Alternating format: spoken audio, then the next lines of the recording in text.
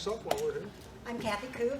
I ran the Stanford Office of Technology Licensing for 27 years, but I worked my way up. I was a licensing associate. I joined Wilson about a year ago, and the fun part is now I'm seeing it from the other side. Yeah. So I actually do have a perspective from both sides, I would say. So what I wanted to do was just sort of level the playing field and make sure that we're all on the same page as far as what a university license is and what it's about. So I thought I would just give a little presentation and then we'll continue this discussion. The panel discussion is really the best thing, but I want to make sure you do know some of the basics. All right, should we sit down? Sure, you'll Great. sit down. And I'll stand up. Next slide. So I'm going to give you a little bit of a perspective from the university. University is for research and education, trying to educate students, make sure that they're at the cutting edge of science and, research in general. But, so the purpose of tech transfer in the early years is just to get the technology out from the university into industry, because unless it gets into industry, nothing is really going to happen to it. Right now, it's getting broader. Universities are feeling that they have a mission to do economic development, especially in regions not in Silicon Valley, but in the middle of the country or in less entrepreneurial regions. They feel like they want to create startups. They want to have the community vibrant and entrepreneurial. So there's this whole pressure sort of to create an entrepreneurial ecosystem, which actually does come from the university a lot of times, because it's the students and the faculty who are interested in this area that creates this ecosystem. I wanted to talk about the Tech Transfer Office view. They're really passionate about the mission of transferring this technology from the university to industry and getting a fair return for it. The academic leadership view is very interesting because some of the leaders are sort of ambivalent about it. Some of them are really supportive about it. So again, the leadership of the university often sets the tone. Many times the leadership wants the office to make money. Most of the tech transfer offices will say, this isn't about making money, it's about transferring the technology. There was a National Academies of Sciences report that really recommended that universities do tech transfer in the public, for the public good. That it should not be about the money, but it should be about transferring what is known in the university or discovered in the university to industry for society's benefit. So I wanted to tell you what it's like for a tech transfer office. They have very limited operating budgets usually. They're hope to be a profit center, but on the other hand, they cost a lot of money. First it's people, and then a lot of times it's patent budgets. So the university leadership is sometimes very ambivalent about this office. Should they put in resources into the office or should they not? So you'll have some really big universities like NYU have a very, very small office where you might have some universities who really feel like there's a broad mission and they'll have a large staff of maybe 50 or 60 people. Most universities have a very limited patent budget. Universities can't file on every sort of new invention that comes through the door. And so they have to make decisions because it is very expensive to file patents. So what they try to do is evaluate the technology as it comes in and then decide which ones are worth filing a patent on. And it's a hard decision because these ideas are very early stage. It's sometimes proof in a petri dish and you're just not sure whether it's really going to pan out. So they have to make a very essentially expensive decision at the beginning whether or not to file patents when they don't really know what the outcome is going to be. So there are a lot of metrics that universities use and how many disclosures are there, which is a good thing because people who are involved in research, if they disclose a lot, there's a chance there's going to be some kernel of value in the disclosures. But just the fact of having a lot of disclosures isn't good necessarily because you could get a lot of junk disclosures and nothing happens to them. So just the fact of the number of disclosures isn't, indicative necessarily, but it helps. The number of patents. So then you get disclosures, this funnel's this big, and then you only file on a certain portion of those disclosures, so it's how many patents do you get? Well, one, patents takes a long time to get them, and when they issue, they can issue very broadly or very narrowly. So just the fact of getting a patent doesn't necessarily indicate that this is an entrepreneurial ecosystem. A lot of times universities try to measure by income, how much money did the university make during tech transfer. That's also very whiffy, because the money that comes in today is probably from deals that you did years ago. So if a university is making a lot of money, it's probably from a deal done 10 years ago. So again, it's a very time-shifted business. So it's, again, hard to measure the effectiveness of an office just based on income. And then another one that's very controversial lately is startups. How many startups does a university create? Well, you can create startups just to have the number. You know, so a company that files for SBIR grants. But you can have a startup that's really serious in trying to become a bigger company. And so again, the fact of the startup, it's a nice number, but it doesn't necessarily indicate the effectiveness of the office. The other thing with startups, just because we're in a very, very entrepreneurial ecosystem, there are many other regions which aren't. And so if you don't have an entrepreneurial ecosystem, you're probably not going to have as many startups as Silicon Valley and the Bay Area. So the other thing with universities is it about faculty relationships, keeping faculty happy, your researchers happy, or is it going to be a business unit where you're making money, or you're trying to do the best commercial deal possible? And again, universities are all across the board on this kind of attitude, philosophy. So just to let you know, tech transfer offices talk a lot among themselves. There are groups, there's big professional societies, and there's smaller groups that talk among themselves. So if you hear like, so-and-so got this deal, or another university gave that deal, they're also talking to each other. So they know sort of the best practices from each other. I also wanted to mention that the tech transfer offices report up to bosses that are sometimes different. Sometimes it's to the chief financial officer, in which case they're likely to be monetarily driven, and other times it's to the vice president of research, which will be more research driven. The thing that is interesting is within an office, the review process and how a license gets signed off on is also something you should know. Sometimes the director has signature authority, so you can sign a deal in one day if the director agrees. Other times they have to go up a whole chain, and maybe the general counsel's office has to get involved and review it, etc. If you know the process of getting a signature, it can just help you gauge how long it's going to take. If it's a lot of sign-offs, it's going to take a little longer. And again, as I mentioned, there's a lot of entrepreneurial responsibilities and encouragement of startups. So if you're a startup and interested in taking a license, it's very, very likely that the university is going to be very receptive, because there is this sense that university technology is often best put in the hands of the startup, where the inventor and the entrepreneur, really care about it. There's a lot of business development effort these days by universities. They want to go out and talk to businesses and make sure that there's a market for the technologies that they have. Not every technology is going to be a startup. Okay, so from the inside, the universities have a lot of technologies that are not licensed. And most of them are actually very, very, very early. Many of them have potential, but a lot of times it's too early to get into pharma, let's say. And so you need a champion. University tech transfer people know that you need to have the goodwill of the inventors. And there's all sorts of inventors. You're probably among them. You either want to file on everything, or you're not sure you should file on anything. And some don't want to spend the time, but if you're interested in being a startup, you're going to have to know and think about IP in a deep way. The bottom line is most universities would be thrilled to have a licensee, a company that wants to take this technology. So talk to them. Ask if the technology is available for licensing. I mean, many of you already know that it is, or have tried to license it. Ask for terms. You can ask for for the university to propose the terms first.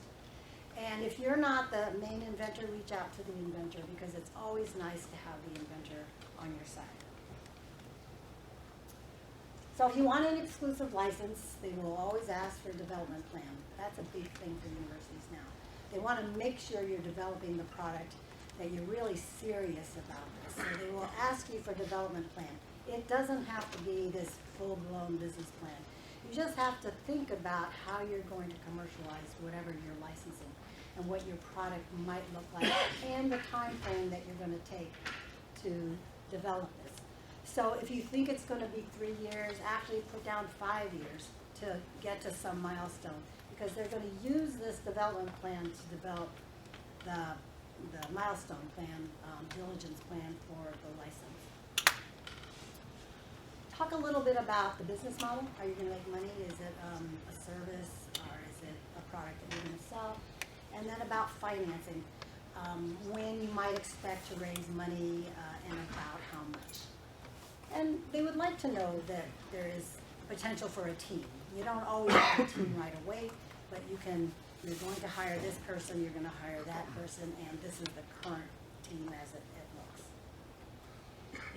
Basically, you need to make a compelling argument that you're the one, choose me, because they want to find the theoretical best licensee. And you know, in the rare case that there's somebody else who's bidding for it, you need to make the case that you're the best one.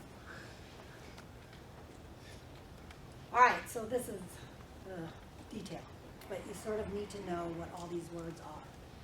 So if you're in biotech, which is what you are in, you're probably going to want an exclusive license for your founding technology. You may have other technologies and want access to other intellectual property that you might take non-exclusively as a freedom to operate method, but generally, probably your founding technology is going to be an exclusive license. Some universities will want you to do a field of use exclusive. So if it's something that could be used in a therapy and a diagnostic, maybe you're only focused on therapy, so your field of use would be therapeutic uses.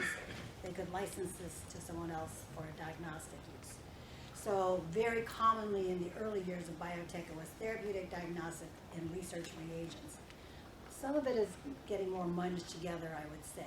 And if you can, get the broadest field of use that you can, but you're also going to have to show that you can develop pretty much all the fields of use. When you get to something like a CRISPR license, where people are licensing genes or certain diseases, you're going to have to really pick narrowly. So again, this field of use might be an important factor in your negotiations. The term of exclusivity, you're going to want it as long as possible. You know, typically, definitely in a therapeutic, is the life of the patent. In a diagnostic, maybe shorter. The university will say they want to give you a term of exclusivity enough for you to get a product on the marketplace, make a reasonable profit, and then open it up to the market, so theoretically, maybe the price can come down. Now, as you know, therapeutics, you need the whole full length of the patent. So that, again, is negotiated. In a typical license, you're going to have minimum annual payments. The theory is that if you have to pay something every year, you're going to think about whether you're using this license. So often, especially with a startup license, it's modest at the beginning. And then as time goes on, theoretically, you're developing the product and it's more valuable, so the minimum payments might go up over time. There will, for a therapeutic especially, and most diagnostics, there might be milestone payments where if you make it to phase 1, then you have to pay a certain amount of money.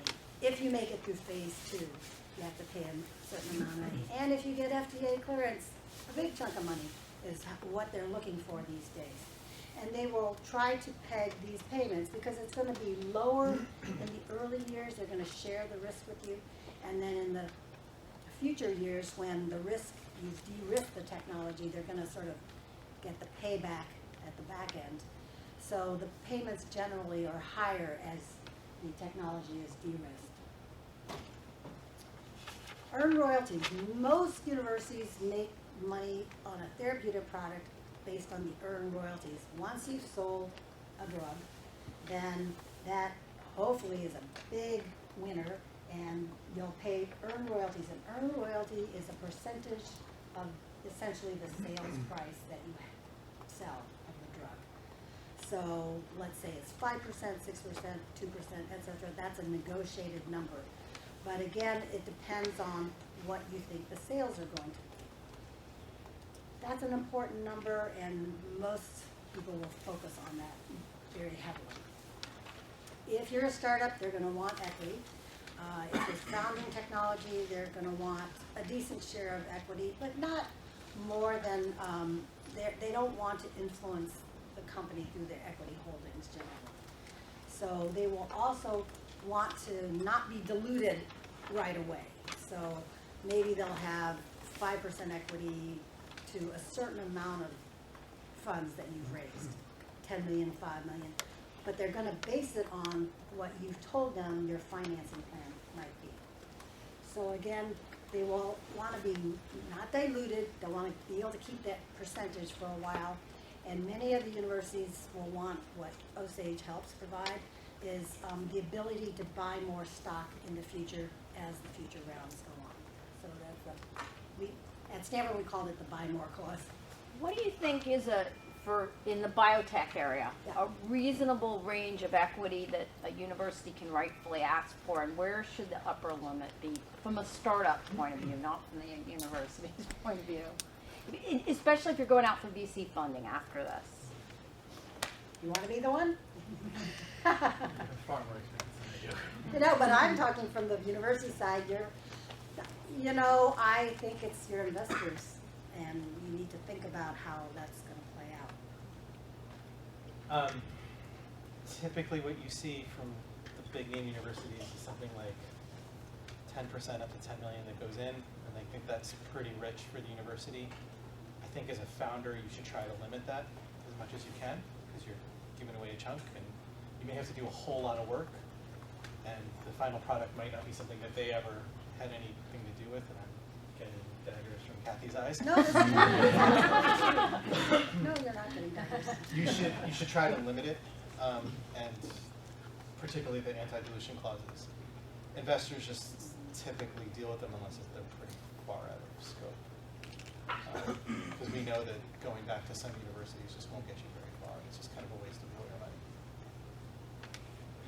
What about, when you say the equity, is it on top of the founder's shares? Is it part of the founder's shares, or a separate negotiation? It's separate. This piece of equity, I mean, it's interesting. This piece of equity goes to the university. But most universities have a royalty sharing policy. So actually, it'll turn out that some of the equity will probably go back to the inventors, whether the inventors are founders or not. And that varies by university to university whether they allow that. Some universities don't allow them to receive part of the equity through the university's share if they're already receiving founder's share, otherwise as part of the company. But Stanford obviously allowed it. It was definitely a part of our royalty sharing. And a client that I've been working with offered a lot of equity to the founders, not realizing these folks would get equity through the license. And so they were going to get a lot of equity, actually. So you do need to know the royalty sharing policy. And does the benefit both royalties and equity to the university, does that go to the endowment, or does it go to fund the Center for Tech Transfer, or like all of the above? It depends on the university. Okay. The university, again, Stanford would do it to give some of the returns back to the department and the school. Okay. Others give it to a general fund. In a way, it probably doesn't go back to the endowment because Okay. there's usually not enough. Okay. Okay, sublicensing. This actually, I think, is a big, you need to notice this when you're doing a license. So your biotech startup, you're going to raise money, you're going to get bigger, and probably you're going to partner with pharma or a bigger company.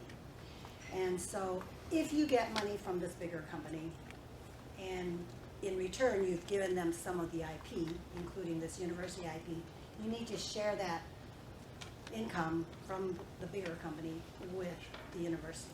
So that's what a sublicense would be. And universities are realizing, you know, they've gotten more sophisticated, that sublicensing is really what's going to happen. And so they want to make sure that number can be fairly hefty.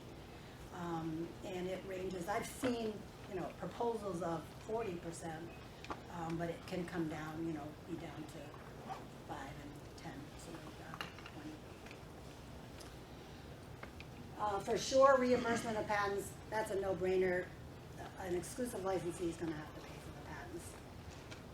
Because the patent budget is so slim, right, so they're trying to replenish them. And payment of future patent expenses. And then diligence. Diligence is probably the most important provisions that are non-financial. What are you going to do to make sure you prove to the university you're still developing this technology? So they will have these diligence milestones, and it doesn't always have to be tied to a payment. Question. Apologies if you went over this because I was a little late, but so are some of these technologies not already patented? Are you, as the licensee, going to work with the university or the founder to patent the technology? Well, if it's owned by the university, you got to get the university to file on it. If it's owned by the company, then the company can file on it. And sometimes they're joint, and you would work together. Is that the question? Yeah, so sometimes there are technologies that could be commercially profitable, but for whatever reason, the inventors didn't want to file a patent, or the university didn't want to file a patent. In that case, could the licensee come in and work with the university to patent that, or would they do that on their own? Well, I mean, some universities, if you said, oh, I like that technology and you haven't filed a patent on it, but if you do file a patent, I'll take the license, they might do that. Yeah. So, okay. So if I get exclusive license, so usually the company will prosecute the patent or the university will continue to prosecute? That's a great question. Usually the university will continue to prosecute the patent. The university is worried that the company's interests and the university interests might not align in the future, so they want to control the patent prosecution. But usually they'll allow the company to have a say, to review it and comment. If I may say something about that too, Kathy, Yes. I think just from experience, I think the key thing, that can be a key term, and ideally what you will have the ability to do as a licensee is to say to the university, hey, could you give us 5 counsel that you like, and then could we then have the ability to pick one of those? Because I think having the ability to pick one of those and maybe interview and see which seems to work most with the company, which has the best relationship and review, is a powerful thing, because you'll be spending a lot of time with them. So I think that can be a very good way of establishing a relationship rather than being stuck with a patent counsel that you can't deal with. So it's important to be able to have that right. Yes, exactly. And one of the things that will be upsetting to you as a biotech company is that you're going to pay for the patent expenses that the university incurs by their patent attorney, and then you're going to pay for the patent expenses incurred by your patent attorney to review what they did. So you really are going to have sort of dual payments on the patent side. I think from a venture perspective, it's better if the company controls their own IP estate. That's certainly something that we look for, and I would suggest to all of you that you try to get that, even if it means giving up higher maintenance fees or milestones or royalties. That's a very key core ownership for your company. And again, it goes without saying, keep the ownership clear. University IP is university IP, company IP is company IP. All right, the last few details. Change of control. If you assign the agreement, if you're acquired, etc., sometimes the university will want a payment. The other big one that's been coming up a lot is this know-how technology term. So sometimes the technology you're licensing is a patent pending, and there's know-how that you might want to have that goes along with the license. And a lot of universities are feeling that this know-how is very valuable. It gives the company a head start.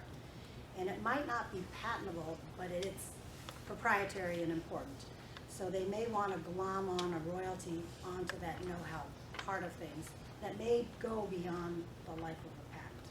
So you have to pay attention to that and really think about whether that know-how, how valuable it is to the company.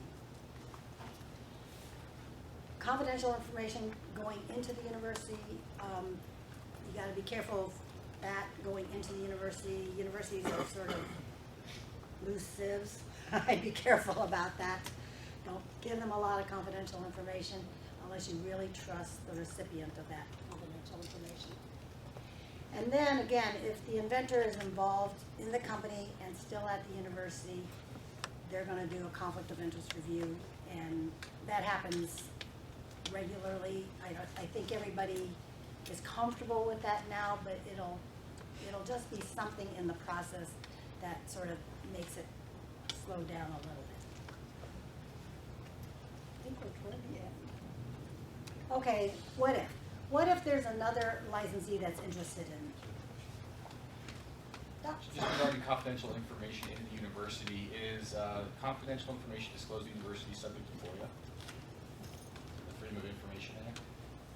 The company confidential information? Right. I don't think so. Okay. I mean, universities want to keep company confidential information confidential. I think it's only the university information that can be requested by a FOIA. Okay. And that is happening more. Thank you. Okay, if there's another potential licensee, you're both wanting the same technology, try to convince them that you're the best licensee with your diligence plan, your business plan. Or you can try to carve out a field of use, make it narrower than, or a different one than the other competitor. You can try a co-exclusive license. Those aren't great. I know it's not great. Or you can, if you have to, sort of try to go with, that the company, that the university gives only 4 licenses, or 3 licenses, or a limited number of licenses. The other choice, last resort, is to take a non-exclusive license and build your own picket fence around it.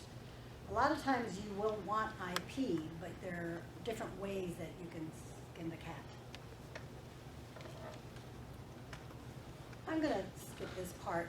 You probably all know you should work with the inventor. If you want to work with the inventor, get them involved. They can help you with the convincing the university that you're a good licensee.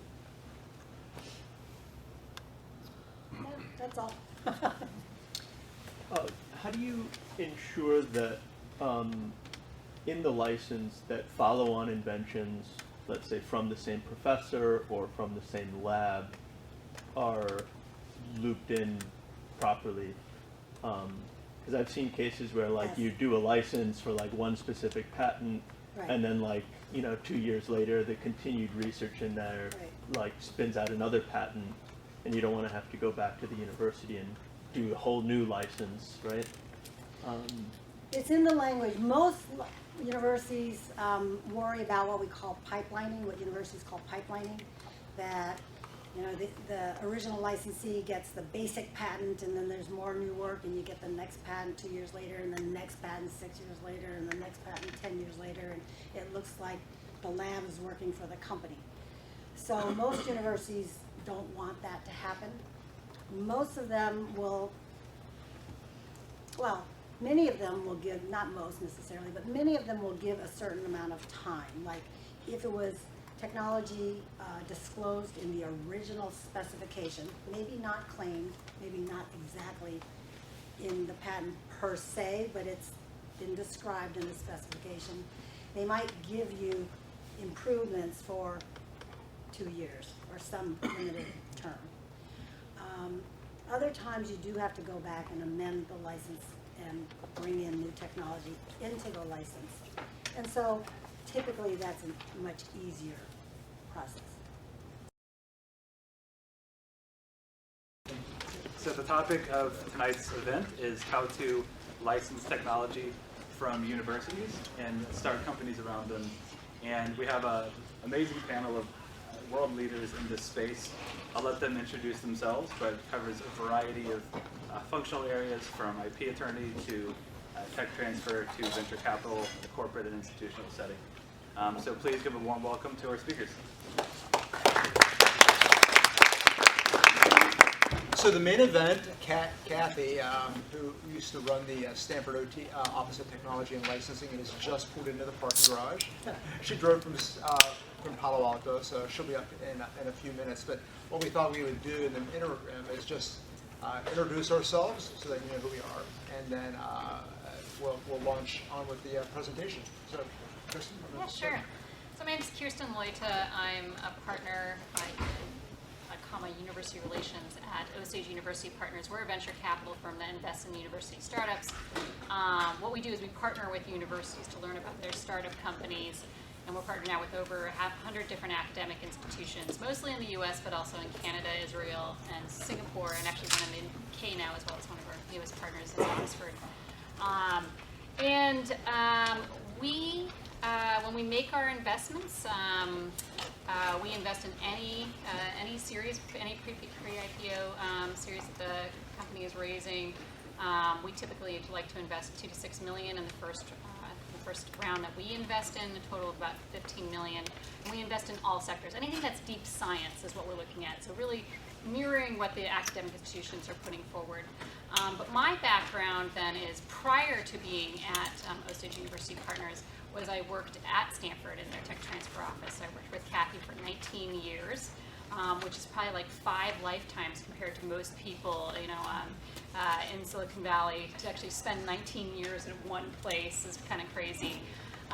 But it was a lot to do with just Kathy's leadership and also just the interesting world that is university licensing. So, and then I also had the pleasure of working with Kanad while I was at Stanford for a while as well. Hi, my name is Kanad Das. I'm a partner with the Boehringer Ingelheim Venture Fund. We are a strategically aligned venture fund for Boehringer Ingelheim, which is, of course, a large pharmaceutical company. We focus on therapeutics and digital health.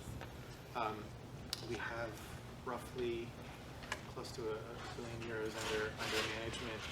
We invest in technologies that are strategically aligned with what the mothership is interested in, but orthogonal to internal approaches. And here's a pretty big distinction between us and some of the other corporate venture funds, is that we are a separate legal entity, and that means we don't use internal scientists for review.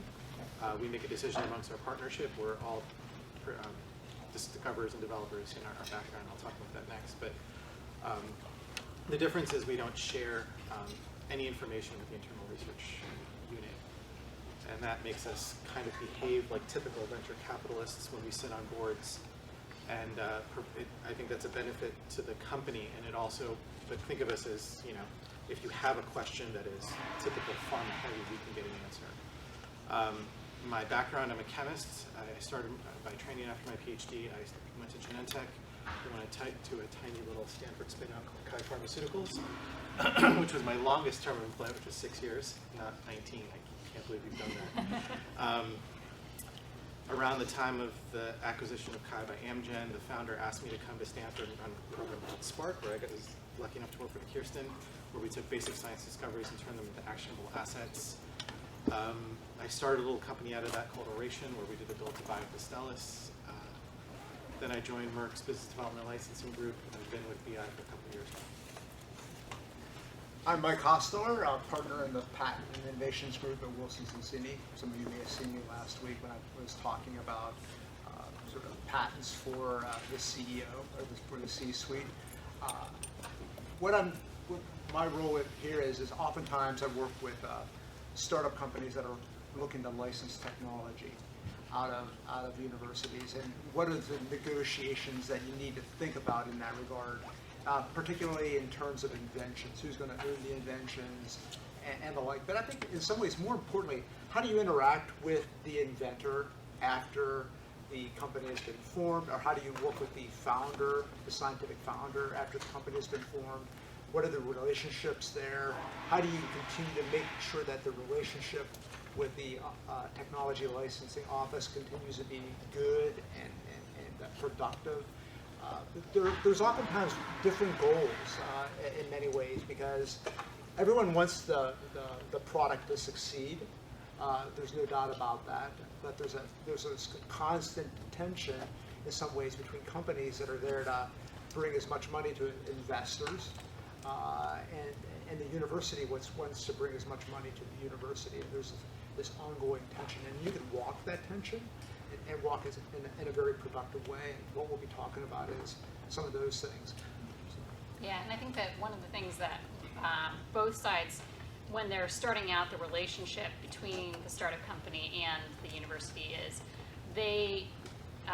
starting out with this mindset that if one party wins, the other party should win. It really should be that neither party's trying to screw the other, right? It is really like saying, we've created this asset at the university. You, startup company, are the ones who are really going to build this into hopefully having an impact with it. But if that ends up having a great end result, then hopefully everyone wins. The university and the startup, but really the public benefits from it. So those are the ones. That's how you set the terms for having a really good relationship. Yeah, I agree with that. I don't know if you got it. Yeah, I think Mike hit the nail on the head when he says there are disparate goals between university, founder in the lab that wants to go to the company and the investors. But everyone needs to understand that a win is defined by one very clear thing, particularly in therapeutics. It's a successful product. And understanding that the whole way along and being fair is really the key. But also understanding that there are standard terms out there that companies will have to go through. So giving away too much in the beginning is tough later on, and giving away too much later on is tough for everyone at the beginning. Yeah. So everyone needs to, and that's where good leadership makes a very, very big difference. I think that's right.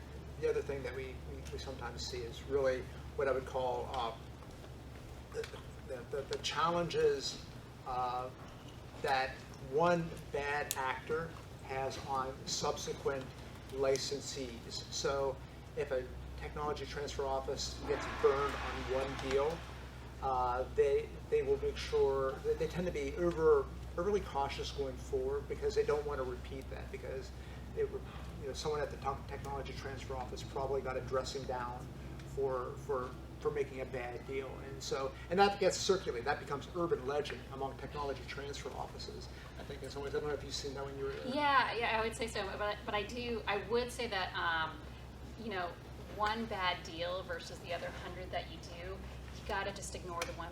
You really have to let that one go. Mm-hmm. But it is hard for them because they think, we got to learn from this, and we need to, now have all these accommodations for that. And sometimes you need to just say, you know what, one bad actor doesn't spoil the rest of the bucket. So. Yeah, you see something like that too, almost Kanad, or yeah, I think. Or what's your experience? It's really, sometimes there is one bad actor, and sometimes it's almost a series of people that don't think about what that company has to do and how far the university's taken an asset. And sure, there was like a very significant thing, and they should get paid for that. But sometimes, either the management of the company wants too much, or the potential acquirer wants too much. And I think there are ways to make it right. And of course, your office handles that incredibly well. But it can cause lots and lots of problems. I know. We have seen deals kind of fall apart because of things like that. Right. Although I do find usually that negotiation, and this is just a general negotiation principle, when negotiations start out bad, they never end up good. So if it's starting out poorly, it's probably best to just take a step back and not do the full negotiation, because it rarely ever changes. It usually, and especially because one of the things that, and I'm sure we're going to talk about this at some point, is that license agreements aren't a one-time action. It's basically like, I have a license agreement, now I'm done, I don't have to deal with the university anymore. No, that is the beginning. That is basically, you have now gotten engaged, and now you're going to get married and have kids, and you're going to have this whole set of things you're going to be doing together hopefully over a very long time. And boy, even if that particular project dies, if it goes well, hopefully you'll come back to that university and work with someone else at the university. And so this is really a long-term relationship you're talking about if you're starting to work with that university. Yeah, I can see that for sure. I've seen that many times. I think you're right. Once it starts off bad, it's almost impossible. Really hard. I think you set up the sensors at the back of everyone's mind, and every time that there's any action, it's always interpreted in a negative fashion. Right. Right. So who here is from a university? A third. How about people that are looking to license technology out of a university? Great, have a nice diversity. How about anyone who's actually successfully licensed technology out of a university? Okay. Excellent, great. How many CEOs in the room? Great. Good crowd. Yeah. So I think while we wait for Kathy, who's parking and moving up everything, why don't we can talk about I think one of the things I'd like to sort of start off with is an easy thing. What is the average length of a deal? Oh, there's Kathy. It's taken me 2 all right. hours almost to get here. While you decompress, we're just giving a little bit of background about Okay. what we've had an experience for the average length of a deal, then we're going to turn it over to you. Okay, sounds good. So what I've found is everyone always thinks that the deal is going to go much faster than it is. You will say that they had a great meeting with the Office of Technology and Licensing or the Technology Transfer Office and then expect a deal in the next 2 weeks. And then 2 weeks become 2 months, and then 2 months become 6 months. I would say in my experience, it's probably on the order of 6 months, and you should plan for that. I don't know, Kirsten, if you'd like to- No, I totally agree. It usually is about 6 months. I mean, there have been deals that I've worked on that took 3 years. It wasn't because of our side. It was just that was the startup was just having trouble getting going, or the large company was. But yeah, I would say in general 6 months is average. Yeah, I think 6 months is average. I've seen it take 2 weeks. Yeah. With Kathy and her group. No, and I think that the basic idea is that if you work with a high quality university that's done it a bunch of times, like Stanford, then it goes very quickly because they're standard terms. And if you've done them before, you realize that falling on your sword about something early doesn't make a whole lot of sense. Yeah. It can go very quickly. Or if you're working with maybe a university that's not in a biotech hub or something that needs some learning while negotiating, then it can take a very long time. And I have seen it take 18 months. Yeah. Where we were like, we have a term sheet, get your license. And Yeah. then it took a long But I time. will jump in. Yes. It depends on how far apart you are. If you're really close, you can do it in a day. Yeah. But if there's a lot of negotiations and you're far apart, it's going to take a while. Universities are theoretically getting more sophisticated. And I thought I'd ask you whether you think that's a good thing or a bad thing. And could you name one term, or a couple if you need to, that really gives your sector the biggest headache? I'll go first. Yes, the universities are getting much more sophisticated on licensing. There's definitely this pull right now at universities between trying to be those kind of efficient, fast mechanisms of getting licenses done. So a number of universities have established express licenses, which are these kind of fully set term, both financial and non-financial types of licenses. Those have had, I'd say, middling success so far. So I think some people really believe in these, and other people are like, it's really hard to have everything pre-negotiated in a deal because every deal is different. And so I'm probably more on the side of you got to negotiate the deal, but I don't think it should take 6 months. I should think it should take 6 weeks, honestly.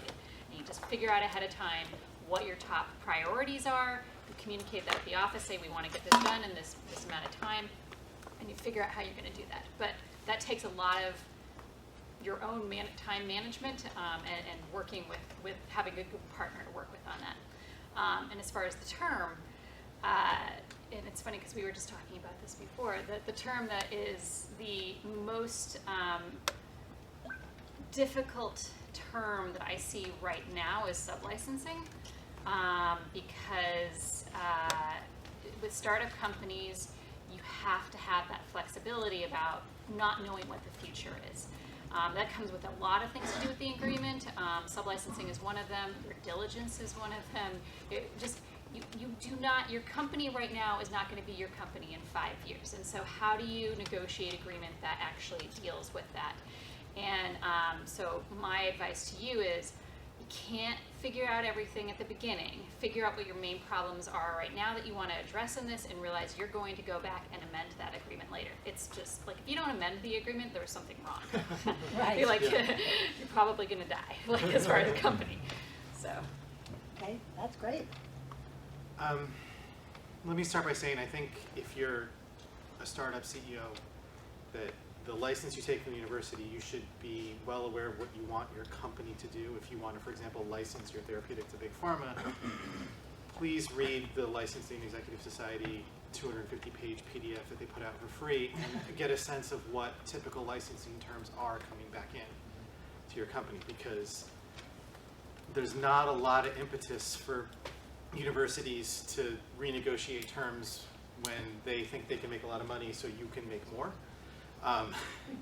which doesn't make sense. And also sometimes you can end up underwater with a big pharma company. So not only do you have to know your landscape of what's out there therapeutically ahead of you and what your competition is, understand what the most likely path for your company is and how you can ensure that everyone is happy at the end in terms of money. The terms that bother me the most are milestones and royalties. They're big these days. I'm going to be very controversial here and That's say okay. that universities should take one, not both, in my opinion. Either you get cash or royalties on sales. That's probably not particularly popular or going to be listened to, but that's fine. I don't think so. Make sure that you know what you could potentially expect 4 or 5 years from now, and realize that trying to renegotiate, you might get under a certain threshold, but you might not be very happy. So just plan out, you should have like a licensing Gantt chart as well as an activities Gantt chart. And actually, before Mike answers, I agree, because you're not just going to take this one license. I mean, the reason we're talking about licensing is that you probably will take many licenses in the path of your company as you grow. You're going to see IP from another university, not your founding university, and another university, and then you'll see another one in 5 years. So it's going to all stack up. And so you have to keep track of all your payments. And if you have one hefty milestone, let's say a bunch of hefty milestone payments in your founding technology, then you're not going to have a lot of room in the future licenses. I would say that I do agree that universities are becoming more sophisticated. I think choosing a law firm that is also very sophisticated sort of helps counterbalance that a little bit, because they will know what terms to argue for and what not to argue for. Also, many law firms have large databases of every deal that's been done, and they can then look at go-bys and say, like, this is a good go-by. The last 6 times that we went to Stanford, this is what we ultimately settled on, so that you get a good sense of where to go. So I think there's that gamesmanship that comes into it that can provide a lot of value to it. The term that drives me nuts is the know-how license, more than anything, and that's because what's in a patent license you can get. You can look at the patent and you can say, here's the patent, is it covered by the patent or is it not covered by the patent? Oftentimes a know-how license, what that means is you'll pay royalties, and maybe it's half of what you would pay for the patent, but it may be for anything that you derive based on the know-how from that university. And then that becomes very soft, and it may be that something that you develop 2 years down the road, which you feel the university had nothing to do with, but the university says it was derived from our technology, and then you're there trying to prove a negative that you really didn't derive it from them, and back and forth, and it can become a very painful process, because they'll want to say you have 2% on your patents down the road, and then that goes on and on and on. And so they're trying to get rid of that know-how, or to drive it down, or to just get rid of the derived from language, I think is going to solve a lot of headaches and hassle down the road as you try to resolve whether or not you're stuck with that. I have a question on that, because when you're doing company-to-company licenses, right, you're getting know-how. Often that know-how is proprietary and confidential. I have a hard time on the university side for a different reason. I don't think universities have any confidentiality. I was at a university as a researcher. No one ever told me, hey, don't talk about your stuff. So why would you pay for know-how that everyone else can get for free? Like, how do you, Because can you you want- put in Right. confidentiality terms that say if this isn't confidential, we're Because done? you're usually asking for some sort of additional information from the university, and the university is not going to provide it unless it's written in the agreement. Now, universities are really different on this. Some of them don't put in, like Stanford, we typically didn't do know-how. I don't know if that changed ever since I left. But other, like there's other universities are like, if you want, this and that's not part of the actual patent application, that's going to fall under this. The other thing that is provided often are things in notebooks, other types of knowledge. But to me, really the way to go is you do a consulting agreement with the researcher, right? That's what you're looking for. Is that you're looking for what's still in their brain that's not in that patent application, and they're going to help you with that. And so doing a side consulting agreement may be the way to go. But That makes sense. know-how is, it's still a tough. It's a tough one, yeah. Yeah. Some I was just places, gonna say real briefly, one of the things that I probably have done at least 3 or 4 times in the last year is sending a letter to the university saying, this new stuff is not based on know-how, and then there's this battle back and forth. It really can become a very painful process. I mean, so the best way is if there's actual know-how that you can identify, put it in an appendix, so everybody knows what the know-how is, and it's bounded. Another thing that's a little soft, but if it's not been published and it's really still proprietary, then it can be know-how. But it is a slippery slope there. Yeah, because universities are not secret environments. You just aren't. One of the things I was going to mention, when you're negotiating a license, you'll often get a term sheet from the university. And I would recommend going back to the university and calling them and talking about the financials or the basic points that you want to talk about. What I've seen a lot is the back and forth of the term sheet and the language tweaking that isn't really necessarily addressing the main points. So if you can talk through the main points and get some agreement with the university and then work on the wording, the language, that'll make it easier. There's this back and forth of the actual language tweaking. You might as well just do the license rather than a term sheet. Yeah. Okay. So, Kanad, how does the license affect financing? What are you looking in a university license that makes you want to work with the company or not? So I think in terms of process, the license is the first thing that you see that kind of allows you to think about how high of a quality management team you have. And I'm sorry to say that out loud, but it's kind of the first check and balance. I mean, is there something reasonable that we can work with, or do we have to go back and provide feedback on how to fix this? Particularly in kind of non-hub university licenses where sometimes it's not as, there isn't a lot of information share. Certainly, we think that we want licensing to be the startup to out-license to either big pharma or some other company to be a real active exit. So if there are terms in that, in the university license that make that impossible or make the company go underwater, we would obviously think about that for a very long time. I mentioned on the kind of prep call on the way here, I went back through our database within our fund of all the reasons after we got scientific buy-in from the partnership, which is actually a pretty big step. And when the deal fell through, about 50% of the time, it was not being able to get reasonable terms from the university. And it seemed pretty shocking to the people on the phone. Yeah. But, that's a little bit Europe-centric, but a lot of times it's just, there's a certain time frame where a deal can live. And if the university is the startup is taking months and months to get something done, we get busy and move on. So I would strongly encourage you to think long and hard about what you agree to, because it does make a big difference.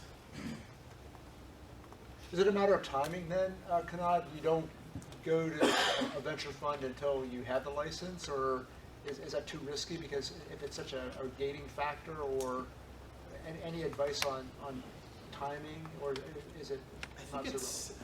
I think it's a relationship-based thing. If you think that you and this university's tech transfer office can work something out that's reasonable based on information that your law firm gives you and that they have in their coffers and that the investors can kind of give, and people can come together and reasonably work together. But if you think there's a bad apple or a bad actor, then yeah, there's a timing for it. You should probably not seek venture money until you kind of get there. Kirsten, you have any thoughts from your Osage experience? No, I would really reflect what's been said already. You do? Okay. So as I mentioned, a lot of therapeutic deals are backloaded. I've already mentioned. Yeah. So what if they're really asking for bigger milestone payments? Your reaction is that you don't like it? And then would you give them a higher royalty? I mean, there's two ways to look at it. Sometimes if you have $1 billion drug, big royalties and things better. Big is the difference between 2 and 6%. That's taking the sleeves off a vest. If you're selling $2 billion a year, but it can inhibit the value of the startup. Having sat in a business development unit at a big company, sometimes we would look at these things and say, we just don't think you're worth that much because you signed a crappy deal with your university. Mm-hmm. And we have to go fix that, and we have less leverage than you do, so why don't you go fix that? Again, being within normal deal terms is really in your best interest. Don't give up double-digit royalties to start, because you're going to have to give up royalties to manufacturers and formulators and whoever else. Right. It's not just IP that you in-license. You in-license a lot of stuff. So you use the numbers 2 to 6% kind of offhand. No, boy. Would you say? I didn't say anything. As an investor, I guess from the venture side, is 2 to 6 reasonable? You want to answer that? I actually can't, and there's a reason that I can't. Okay.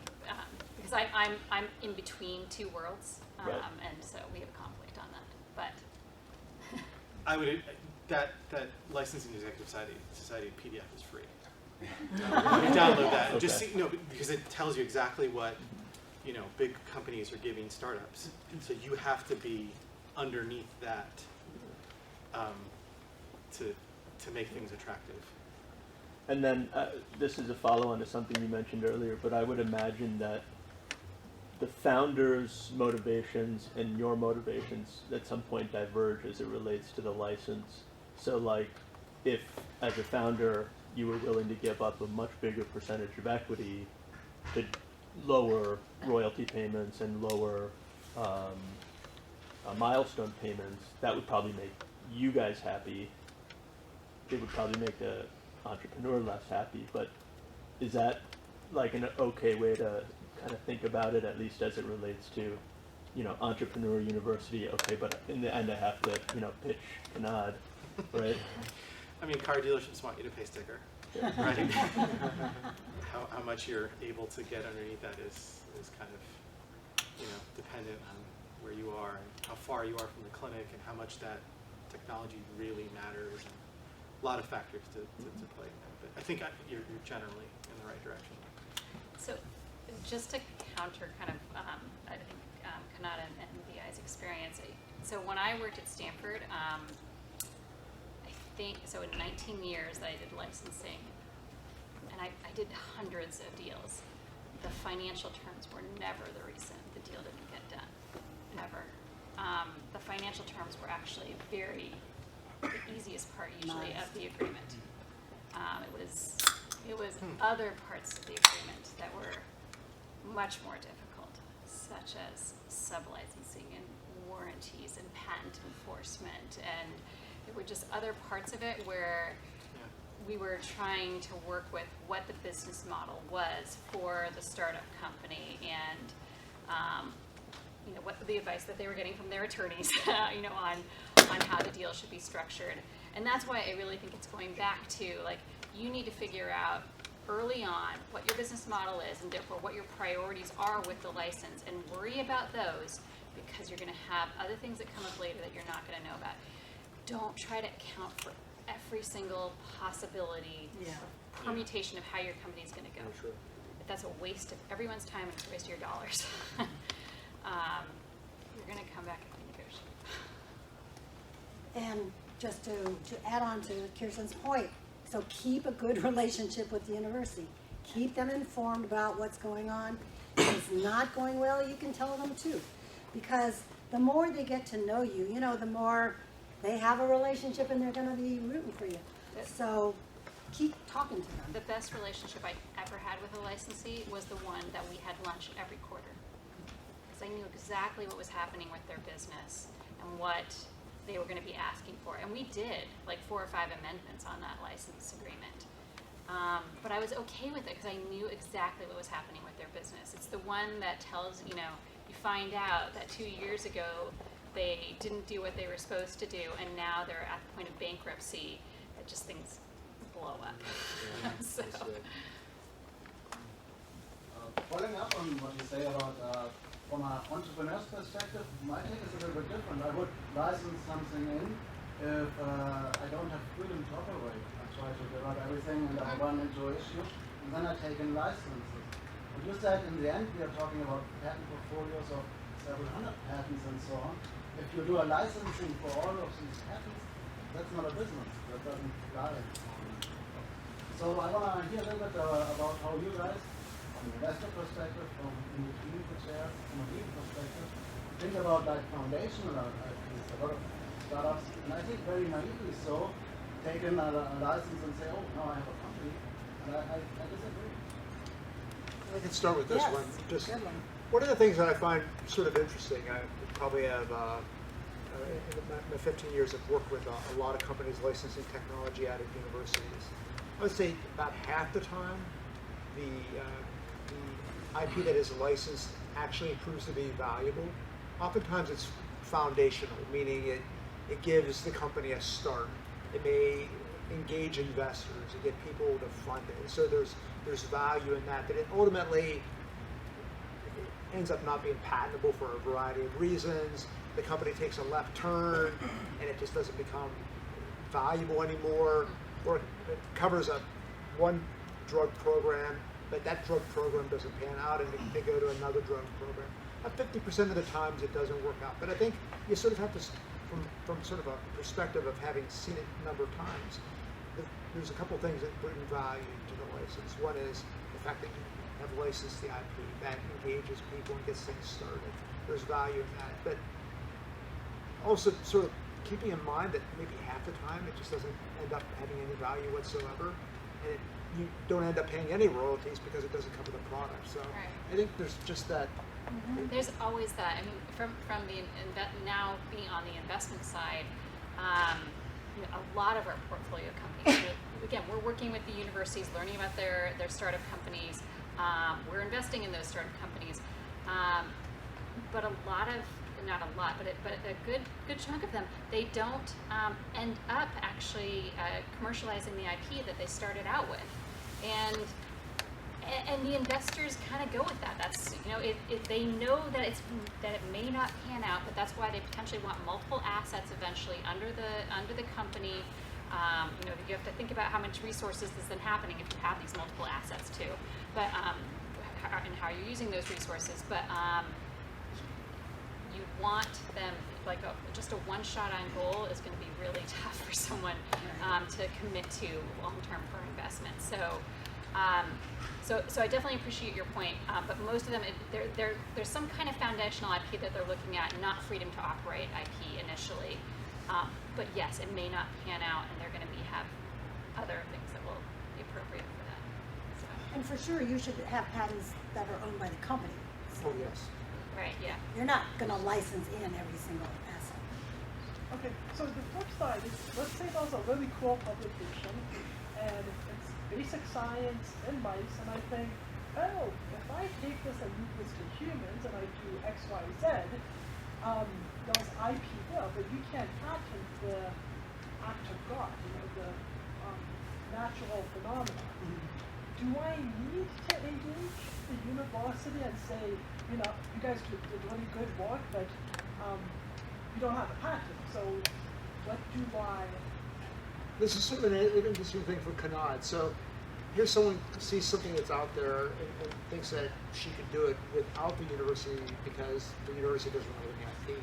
But it seems to me that does it become more engaging to an investor to know that they have buy-in from the world's expert and that there is some value for bringing that in, even if there's not immediately a patent value in that? How do you sort of gauge that? Someone who's going to do it on their own, or could do it with the universities. Yeah. I mean, I think strictly, the answer to your question is you don't need it. It's in the public domain. You can do it even whatever you want to do with that. But I think to Kirsten's point, like a sponsored research agreement between you and that university, if there's know-how there that you really need, makes a lot of sense from an investor's perspective. I mean, that's kind of like a little bit wishy-washy, but you know, it just depends on your company and the skills that are there, and how confident investors are that you can execute. Whereas if you had university backing, it might be more. Not all university spin-outs are based on IP. Some university spin-outs are just based on rockstar PIs, doing consulting agreements with this company and them getting together and thinking about this problem, and investors want to invest in that. There may not be a license that's associated with it though. So there's a lot of varieties out there of how this ends up working. Yeah, but like just thinking back like to all these royalties, milestones, blah blah blah. Like there's no IP in there. You're not licensing anything. You're not dealing with any of that. Oh, okay. There's no license. So. As it mentions, it could be just a consulting agreement, and that's between you and the professor. And now you have to know, I mean, universities vary widely. Some universities say that if the professor does the work on her own time and does not use university resources, she can assign that to a university. I mean, she can assign that to a company, and that's fine. And I believe Stanford has a policy that's vaguely like that. Yeah. There's some nuance there. On the other hand, the University of California basically says if you come up with an invention, doesn't matter what, you have to assign it to the university unless your research is on cancer and you're inventing a new bicycle. They may be willing to let you own that IP. That the University of California is all encompassing, so you should know who you're working with and what their obligations are.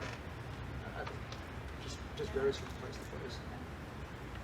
You mentioned that it's different from university to universities, and also different within a university with things that they have within the PIs, so that you expect to be always identical across the university.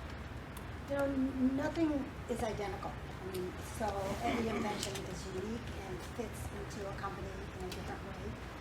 So, I mean, even when they're comps, royalty ranges, it's really loosey-goosey because every situation is different. So the other thing is in a tech transfer office, there may be more than one person handling the technology. So again, the interaction might be different.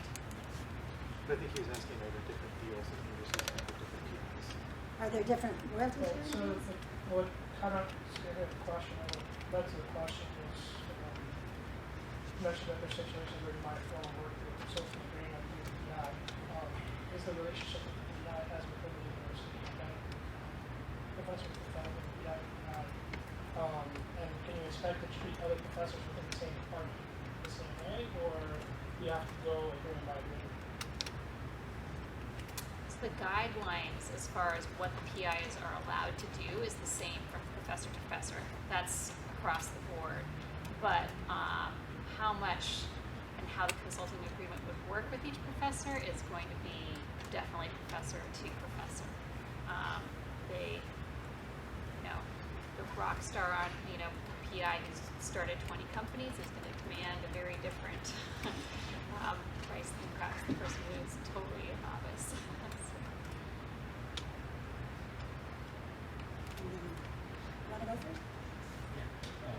I understand you guys cannot say what's the licensing fee to some agreements due to confidentiality. But is it any database where you can like see what's the licenses average, or just basically working with you, you can advise what's the license in P2P, or how do you decide? So it goes by, so there is an article that was written many years ago by Mark Edwards, and I can't remember who the other people were, that basically analyzed a whole bunch of public university therapeutics agreements, and they said, per all of these, here is the average royalty and the average other things in the licenses. Now, that article, I think is like 15 years old. I think it was a Nature Biotech article. So Mark Edwards used to be a recap. Anyways, I can't remember who else it was. Okay, it was, but I love that article, because when people said to me, oh, your licensing terms, I'm not really sure I agree with these, I would just send them the article and say, they're not off from this at all. But I don't know of any other databases that Usually are. these kinds of terms are considered confidential, commercial, confidential terms, so. But when you deal in when you deal with universities, right, supposedly it's a public information, all their IP and everything. But when they sign agreement with somebody licensed, then it becomes confidential, this information no more public? Yes.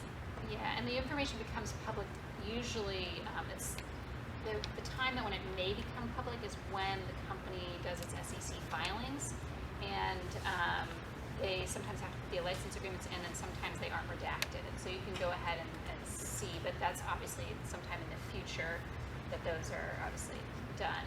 But so you can see, you can go look for those, and that's what this article was based on, was actually looking at these filings by what became public companies and their license agreements with universities. But in general, it is confidential information. It is confidential information. But a good lawyer should be able to share its general terms with you.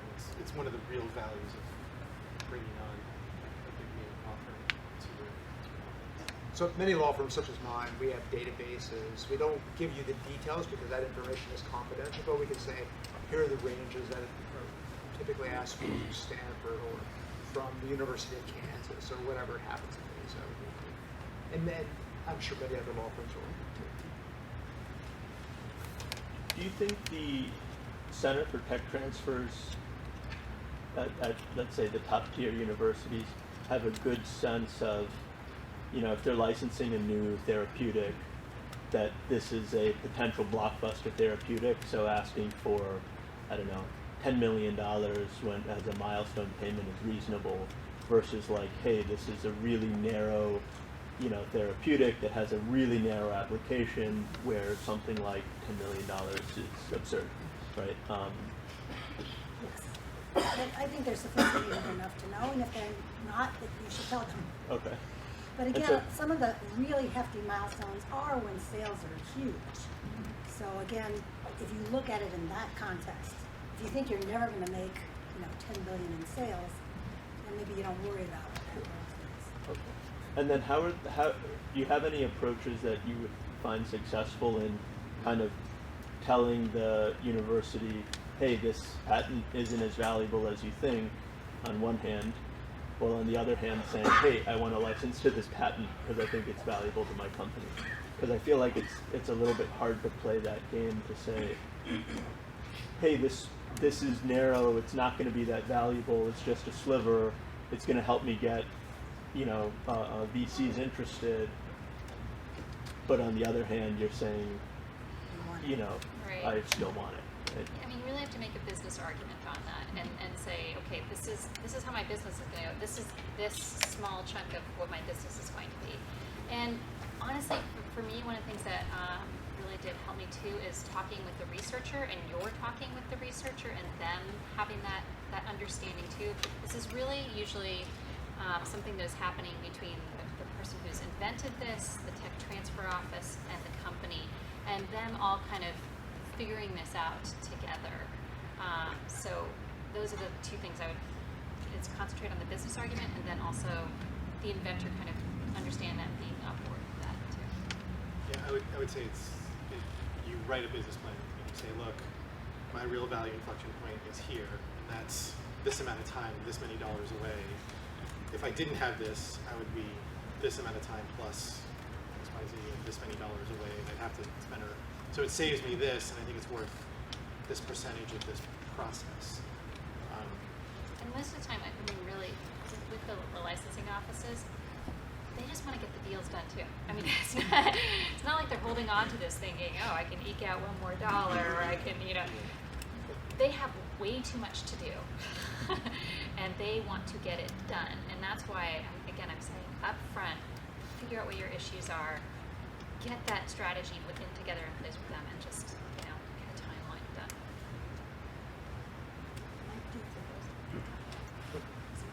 One more question, maybe these two, and then we'll call it networking time. Just I know some of the venture associations are trying to come up with like at least standardized contracts for as a starting point. Yeah. Is there any such movement within the licensing? Oh, you just like totally right into me. Because a lot of stuff, it's like fighting over petty things. It's right. just basically showmanship. There are two movements on that right now, and they're very nascent. But I'm actually working with a group right now that is, we're starting with a number of universities to see if we can come up with a common template. Then we plan to hopefully invite some other stakeholders into that discussion soon, but just getting university to university, I mean, universities all work differently, and their general counsels think different things are important in their license agreements. So getting them to even get to that point of having these MVCA-like documents is, but it's a fun project. We've been working on this for a number of months now to see if there is a possibility there. Or at least a section. Exactly, and that's one of the things that we thought is actually, instead of coming up perhaps with an entire agreement, maybe we would just come up with portions that if everyone agreed, we could just use this instead of having to negotiate. And then multiple choice for other. Right, and that actually, that's one of the things we've done, is like, if you do this, you could put this in or something. Right. But so that's, and then there's another effort as well, kind of more on the terms, the financial side, as well as the more heavily negotiated parts of it. So, but that one, I don't know quite as much about. So there are people talking about this. It is something that the universities want. They hear it. Everyone should want it because It's Except a heavy for the lift. lawyers. It's a heavy lift. We wanted to, actually. Sorry. I think one more question and then we will, yeah. Actually, I'm sorry because I have a comment and a question. Okay. From a comment side, big picture there, you have technology in a university, and obviously the technology is not right to be licensed by a pharmaceutical company. So you need a startup to develop this technology to a point where it has actually value. So then the negotiation becomes really, okay, the deal terms from a big pharma, and then how much spend and whatever comes to create this value. So that's the leverage on the entrepreneur side. Yeah. The question is that something like that wasn't touched on, or maybe I was right. It's like back clause in terms of like licensing. You don't hit certain milestones, everything goes back to the university. Yes. That is a problem. That's why we say with your development plan, really be generous to yourselves, to the company. Some licenses say a license goes back to the university if you don't make that. Others say you can extend it for a payment. Others say it goes back to a non-exclusive, which is, again, an odd thing. But you do need to be careful, because if you're not going to make that diligence milestone, you either need to go back and renegotiate that with the university, or use it. Just a real quick comment. I think it's an important issue because oftentimes in diligence, what we see is you're trying to close a deal. They're looking at that and they find that there's a breach of that agreement, and then you have to go back and negotiate that. So make sure that, as has been said, that you can make those milestones, or you ask for forgiveness ahead of time, renegotiate, because it's a common breach thing that has to be resolved. How often are universities to take out back clause, or does every? It's not very common. In fact, it's one of the things that, like, I've had many discussions with the university about this, in part because it's really hard to do. because there's a lot of provisions in the agreement that say, well, you're going to have to go through this and this and this in order to actually terminate the agreement. And we did not do it very often. But sometimes it just made sense. Like you had to pursue it. Sometimes, honestly, the investigators were getting really upset that the company was just flailing, or it just seemed like they hadn't done anything that they said they were going to do, whatever. But it's not an easy thing for the university. I mean, it seemed, I know that when the startups take the licenses, they're often like, oh my God, you can take back our technology. We don't want to. We want you to succeed. Yes. But, and it's not the easiest thing to do, but it is something that, by Dole and our obligations, we have to have the ability to do. The universities have to have the ability to do, because if it's not being developed, someone else needs to be working on it, because it could be important. Absolutely. All right, I think you've been a great audience. Yes? Yes. And we'll be here.